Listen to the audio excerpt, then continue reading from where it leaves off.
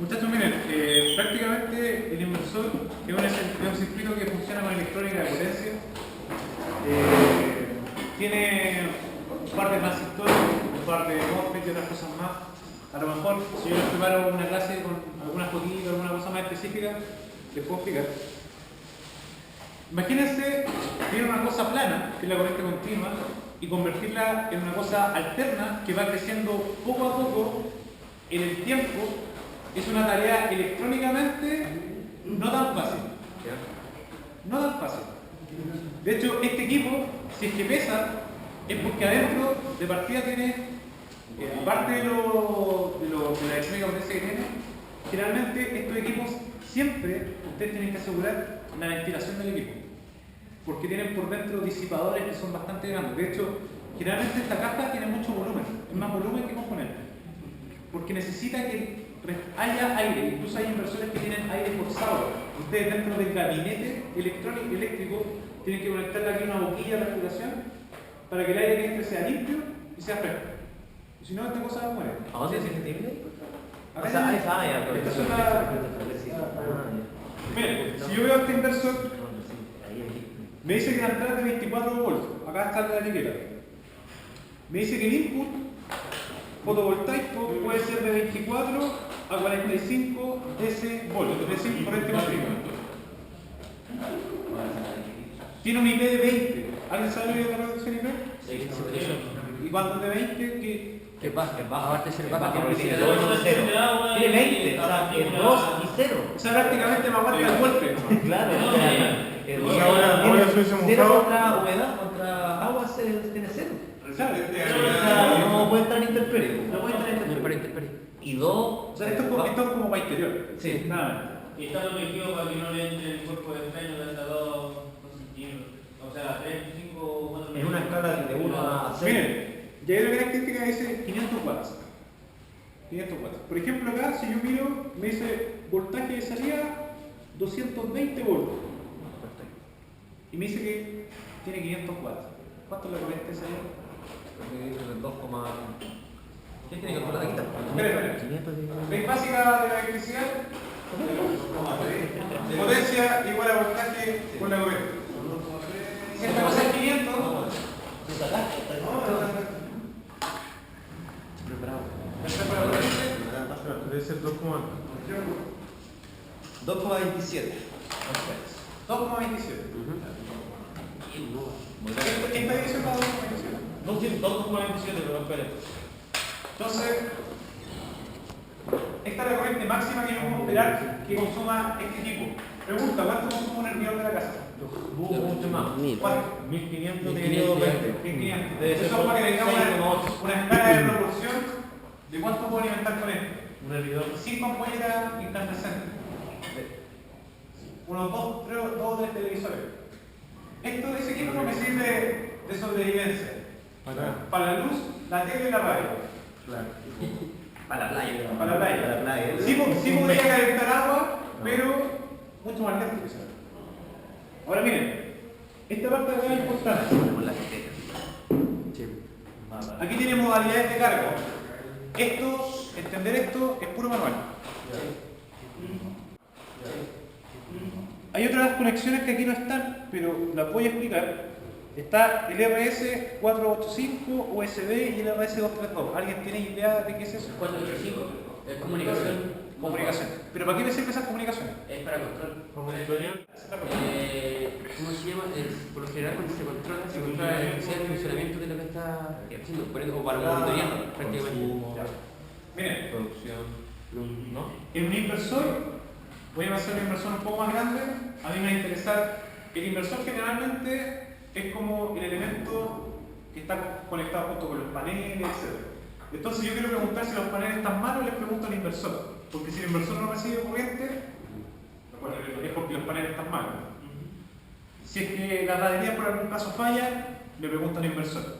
Entonces el inversor tiene estos protocolos de comunicación que son distintos y a mí me permite conocer voltaje, corriente y capturar esos datos a un sistema de adquisición de datos, un sistema de SCADA. ¿Cómo se llama? ¿Escala? Sí.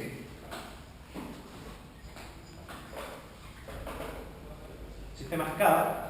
Entonces a mí me permite adquirir, yo tengo un computador y en ese computador recopilo toda la información de todos los inversores que yo tenga.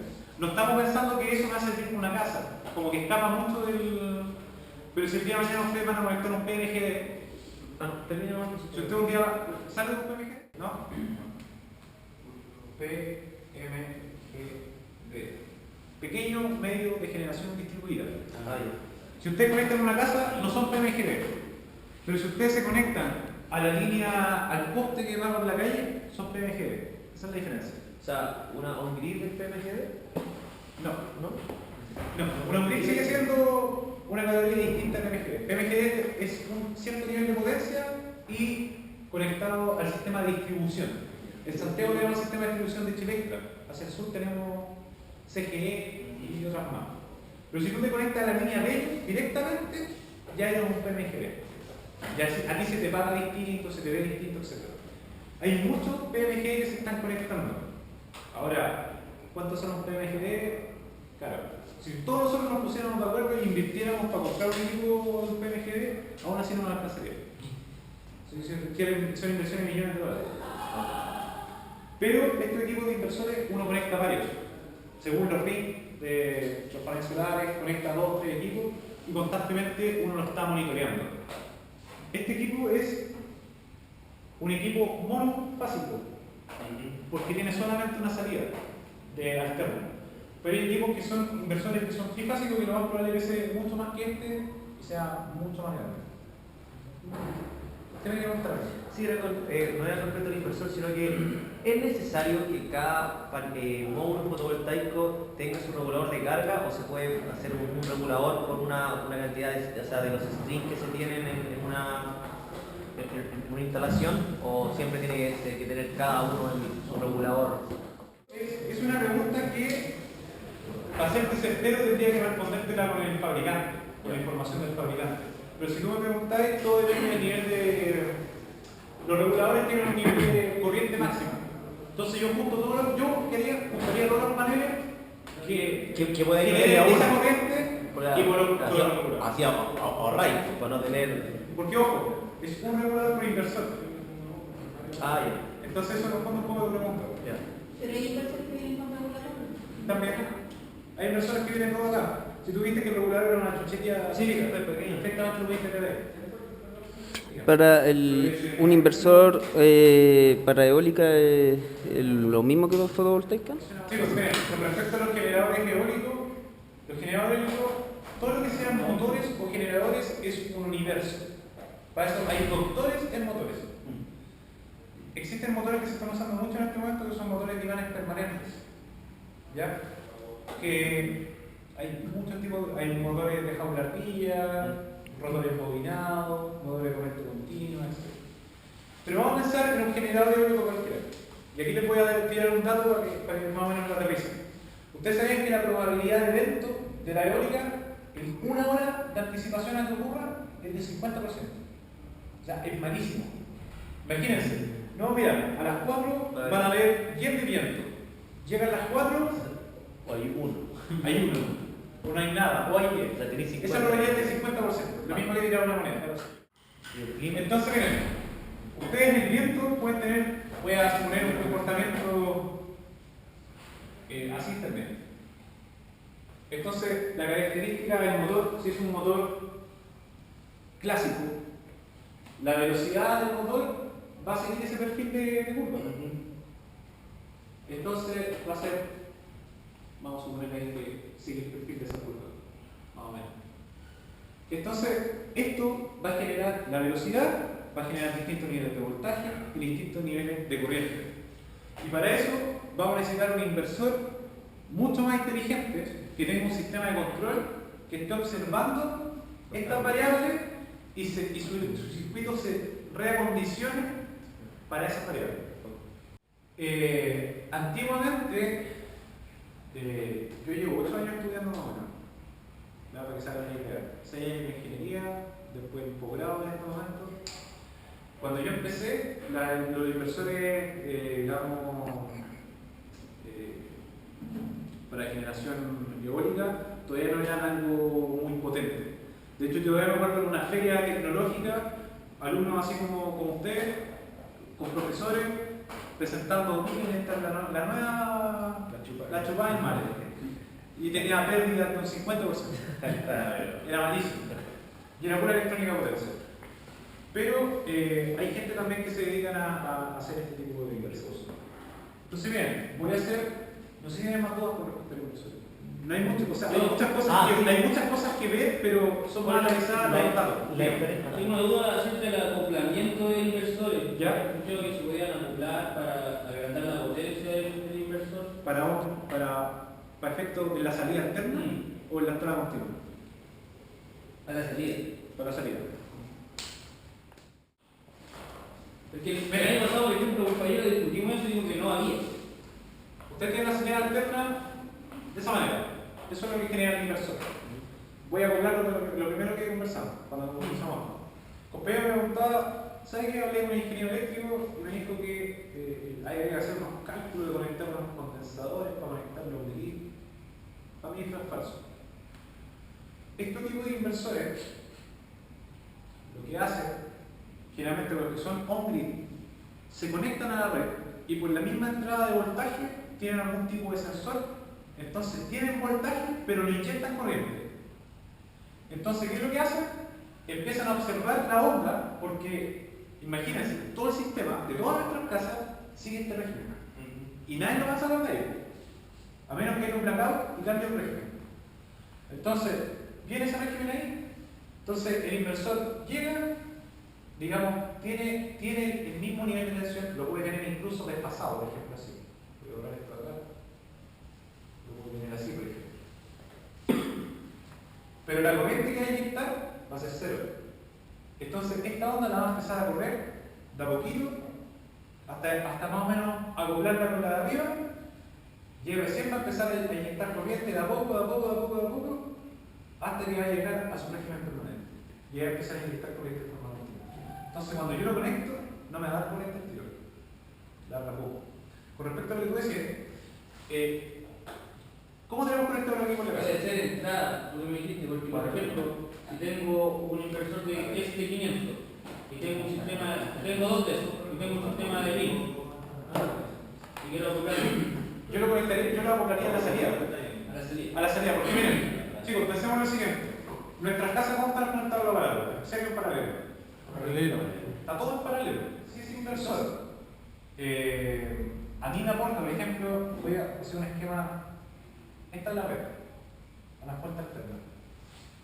Acá tengo una ampollera en mi casa. Y aquí tengo otra ampollera en mi casa. Una ampollera, la vamos pegando. Si yo conecto un inversor, acá está el inversor. Puede ser, bueno, enseñando voltaje y hacer el inversor. Entonces, si tú quieres colocar otro inversor, debe estar aquí mismo.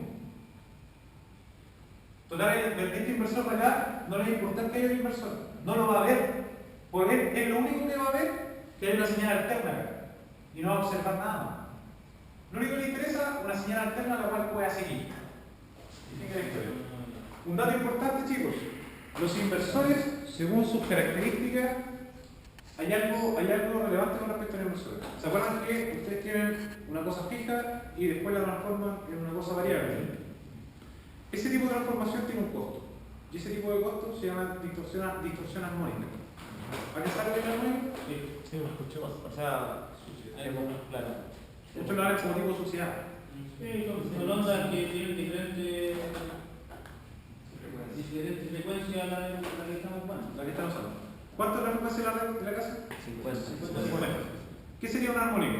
Por ejemplo, Una menor. vamos a ver si puedo vamos a hacer la experiencia, me pido un osciloscopio, en otro momento sí. Y hay una cosa que se llama transformada de Fourier.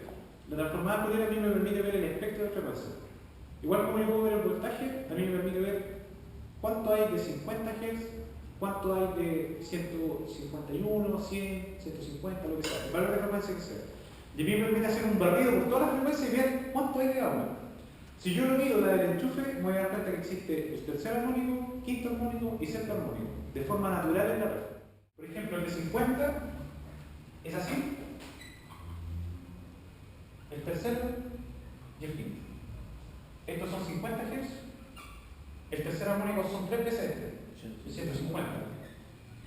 Y el quinto armónico, 250 Hz. Estas frecuencias de acá son dañinas para el sistema. Porque, por ejemplo, los transformadores, todos los equipos que están en la casa están hechos para trabajar a 50. No estas frecuencias. Yo siempre tengo que dar mi estas cosas. Este tipo de inversores, según sus características y el tipo, si es sinusoidal pura, no pura, etcétera, etcétera, esto es un perfil. De hecho, cada fabricante tiene un perfil distinto de armónico.